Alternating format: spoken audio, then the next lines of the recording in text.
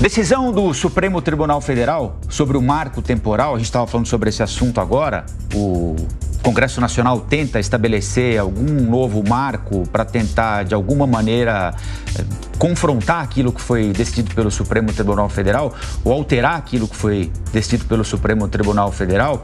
Por quê? Porque os produtores rurais estão muito preocupados com a decisão tomada. Você vai entender tudo na reportagem da Camila Yunes.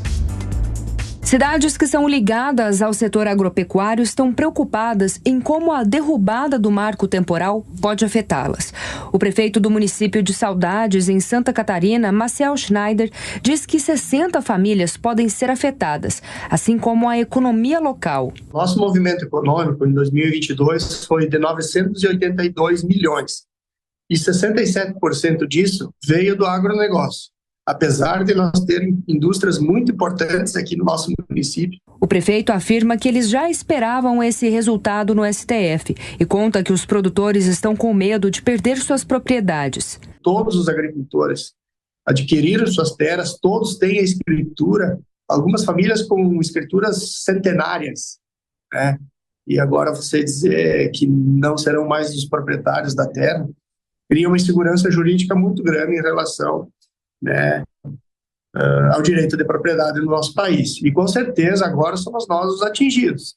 Mas isso não vai ficar por aqui, né? A gente sabe que existem outras áreas já mapeadas pela FUNAI, que muito em breve a gente imagina que também comece a sair as portarias onde que vão atingir muitas outras propriedades e muitas outras famílias também. Depois da decisão da Corte, a bancada ruralista tem se articulado para tentar pressionar pela aprovação da PEC que retoma o marco temporal. Para isso, muitos parlamentares têm defendido a obstrução dos trabalhos na Câmara e no Senado. A derrubada do marco temporal das terras indígenas é uma temática complexa. Para entender melhor as nuances deste assunto, é preciso voltar em 2009, quando o próprio STF, durante o julgamento de um caso de reivindicação de terras, criou a tese do marco temporal.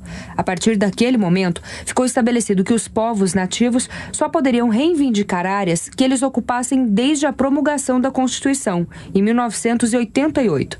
No entanto, o Judiciário decidiu rever a decisão, o que também é permitido por lei.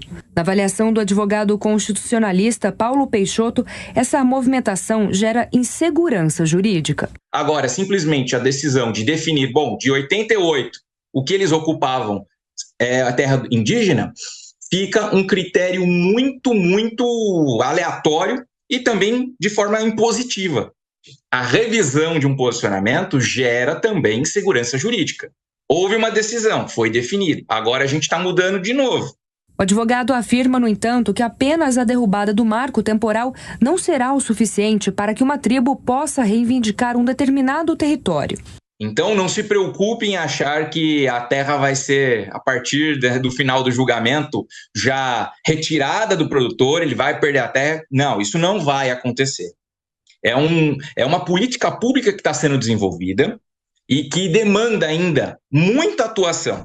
Então, nesse primeiro momento, é aguardar o final do julgamento e esperar esse diálogo entre os poderes. Mas não se pode retirar a terra, né, de forma abrupta, de forma indevida, né, mesmo porque há ainda essa definição, se a terra lá na frente for reivindicada, o que vai acontecer com esse produtor? Ele vai ser ressarcido? De acordo com o Centro de Estudos Avançados em Economia Aplicadas da USP e a Confederação Nacional da Agricultura, o agronegócio tem uma participação de cerca de 25% no PIB do Brasil.